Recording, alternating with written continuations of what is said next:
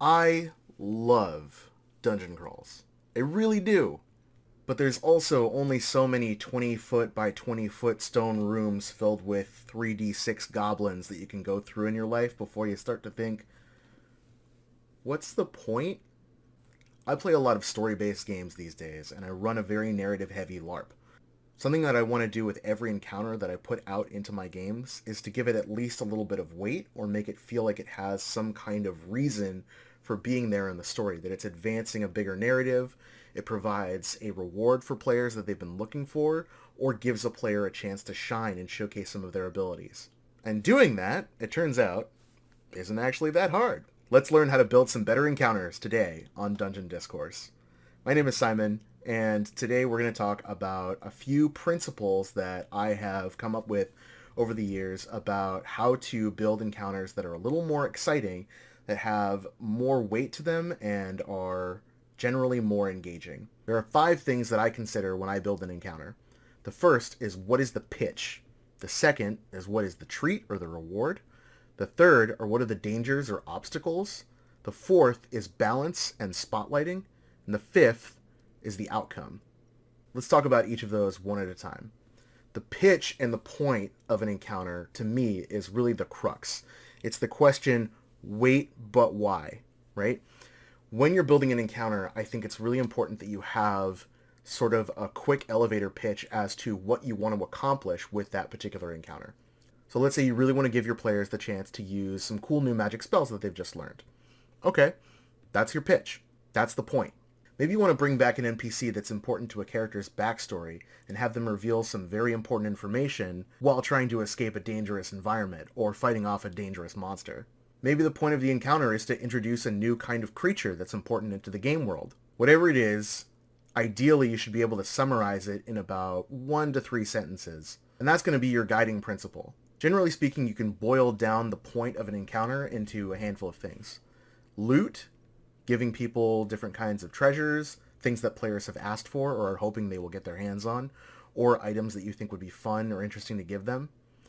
Entertainment, just keeping people busy by fighting a monster that is particularly exciting or dynamic or tactical, or by presenting a challenge that you think is really dramatic, like fighting a kraken on the deck of a ship. Sometimes you just want to use up resources, and that's fine too as long as you're transparent about it. A common trope in most boffer LARPs is to run what's called a meat grinder fight, where you just have NPCs that are going out constantly respawning every time they die, so that it feels like there are waves and waves of monsters coming at you. And it's usually used to keep people busy on a lazy afternoon or in preparation for some kind of bigger plot line later on in the evening. And if everybody knows that the point is just to smack a bunch of enemies over and over again until you get tired, or burn off a number of different items that you have sitting around that are consumable, fine. As long as you're transparent about it and there's at least a bit of a higher purpose to it, I think that's okay. Okay, the next thing is the treat or the reward. I think every encounter needs to have something that you can walk out of it with that you can use. Whether that's a piece of information, an item of some kind that's useful, a new ability that is given to you during the course of the encounter, or an NPC that would be useful. Either way, if you don't have a reward at the end of your encounter, players may feel like they've just spent a bunch of resources for nothing. And also, in certain game systems where survivability is actually a serious factor, not providing people with the resources they need to be able to survive the next encounter can be really detrimental and actually kind of goof up your game flow. If you're running a more tactical, dungeon crawly, meat grinder D&D game, for example, your reward could just be something that boosts the effects of a short rest. It doesn't always have to be a +1 longsword or some other wondrous item. As long as you have some kind of reward or outcome at the end, it's not going to feel like just grinding. Next thing to think about are dangers and obstacles. Most of the time it's okay to go through, say, the monster manual or whatever rulebook you're using, or a system for creating these different kinds of obstacles and dangers, and just pick out the things that you think are cool. But if you really want your encounter to pop, try and pick things that actively prevent people from getting to the reward at the end of the encounter, or otherwise make it more interesting to try and achieve that goal.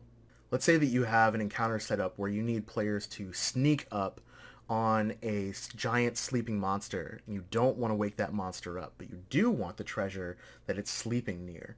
One danger you could have are a number of noisemakers that were rigged up by the minions of that monster. So let's say it's a dragon, a big old sleeping dragon that's sitting on top of its pile of gold, and you really want something that's at the foot of that pile.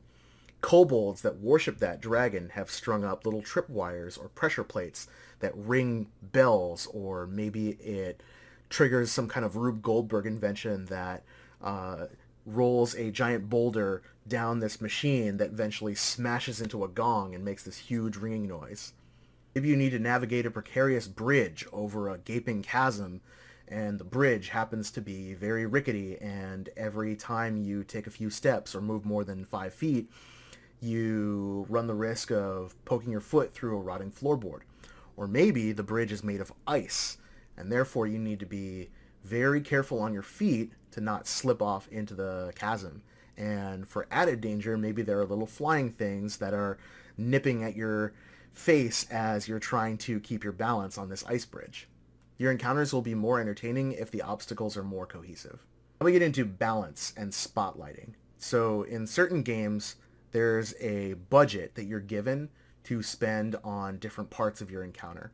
Like in D&D, you have a limit of how many creatures you can throw in and of what difficulty levels before an encounter becomes easy to medium and medium to hard. Systems like this can usually give you a fairly balanced encounter, but something that's important to consider are the abilities of your players and what they have on hand. And if you're not paying attention to what abilities your players have and what kinds of skills and items they have, you may end up with an unbalanced encounter even if it looks good on paper. Here's an example. Let's say you have a party of characters that are not particularly good at athletic tasks, like wrestling their way out of netting or something like that. If you have them fight a bunch of spiders whose primary ability is to wrap them up in webs, and they need to make athletics checks or acrobatics checks or whatever the corollary is in the system that you're using, you run the risk of wiping out the party because they don't have the ability to break free. Depending on how serious that webbing is, they may be at a much worse off disadvantage. If that webbing completely wraps up the player and they can't take any actions until they pass a saving throw or something like that, they're dead. Unless there's a way to get around the obstacle, like using fire, or another player using an action to hack away at the webbing, or something like that. A quick story from a game that I played in years ago is that we already had to ascend these extremely sheer cliffs, and that was the only way that we could get further into the story and go to the place that we needed to get. However, none of our characters had ranks in climb, and none of us had any flying spells or any other abilities to get around this obstacle. The GM had no idea that we didn't have these abilities because he wasn't paying attention to that aspect. He was thinking about how cool it would be to have these sheer cliff faces that go straight up, like the Cliffs of Insanity in The Princess Bride.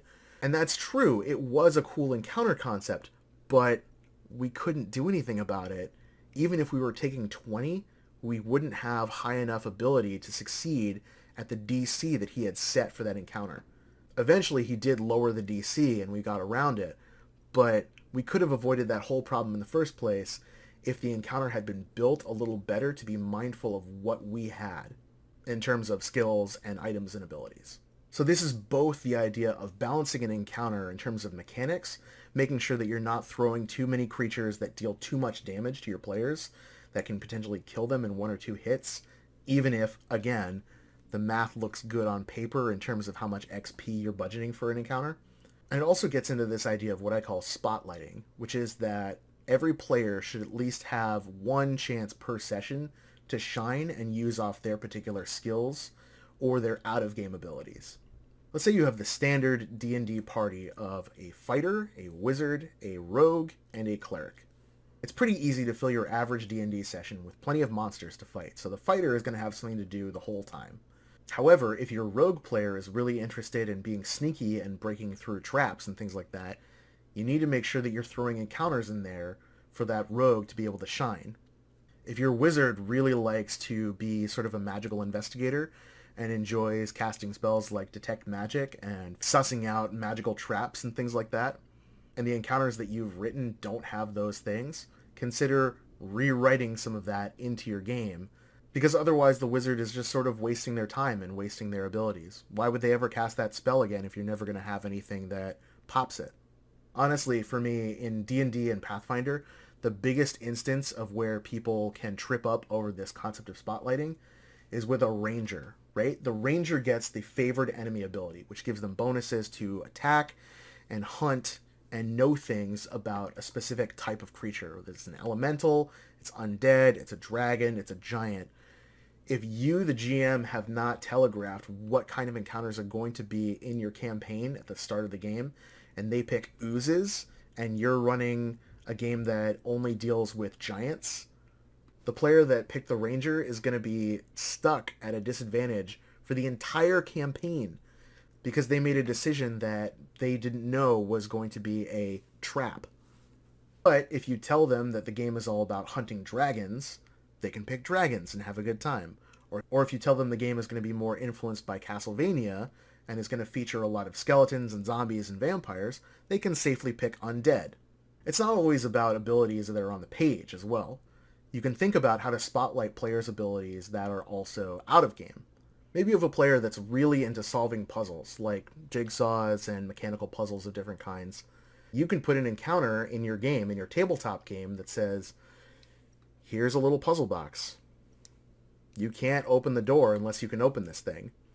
The other players might noodle around with it, but the person that is really enthusiastic about those kinds of puzzles is going to really get the chance to shine because they can monkey around with that thing and find success where the other players might get frustrated. The bottom line for balancing encounters is to think about, are there ways in which players can overcome this particular challenge that are not what I had intended for them to do or hadn't written the encounter to do?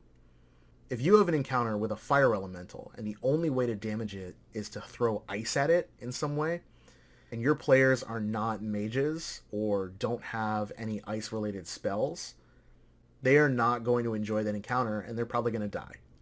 However, if you provide some kind of source of ice magic nearby that they can try and use, that maybe a wizard can temporarily pick up the ability to cast some kind of ice magic, or if it's a modern game that you happen to have a fire extinguisher nearby that players can try and use as an improvised weapon, or you're playing a narrative-heavy game that allows players to spend a point or make a move to introduce the fire extinguisher into the room, be ready to roll with the punches.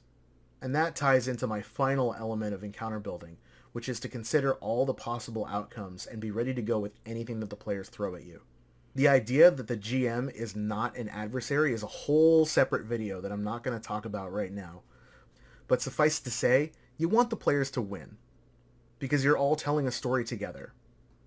And they can succeed at a cost, but ultimately they should be able to scrape by the skin of their teeth.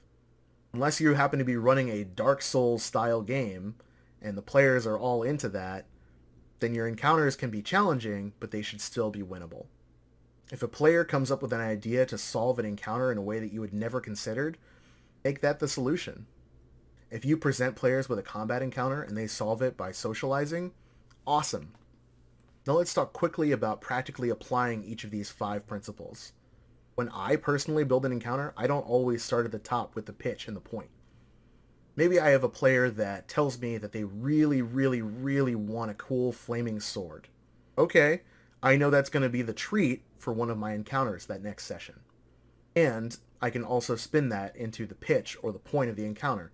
I give player X a magic fire sword. From there, I can think about the dangers that relate back to the whole gestalt of the encounter, as well as how to balance the fight, and ways in which I can spotlight player X who really wants that fire sword, as well as the other players who are supporting them in that task. Similarly, I can also think about how I want to spotlight a particular player that maybe isn't getting enough limelight at my table. Maybe one of my players has just gotten the ability to read minds because they've unlocked their latent psychic abilities. I know that the spotlight for one of my encounters is going to hinge on the ability to read minds. And if that player is reading minds, then maybe they can plumb out some information that's really important for the campaign from one of the NPCs that they're fighting. So, bam, I've just gone from spotlighting over to the treat. And my pitch is, let player Y use their psychic powers. or explore their psychic powers. However you follow each of these 5 principles, I hope you find that each of your encounters that you build from now on pop. That's going to do it for this episode on encounter theory. If you found this video enjoyable, please give me a like and subscribe to the channel. And if you want to know when I drop some more RPG and LARP theory, ring that bell. And if you have questions about RPGs or LARPs that you'd like me to cover, you can find me on Twitter at LuchaLibris. So the next time you need to build an encounter for your game, take +1 forward to act on this knowledge. See you in the next video.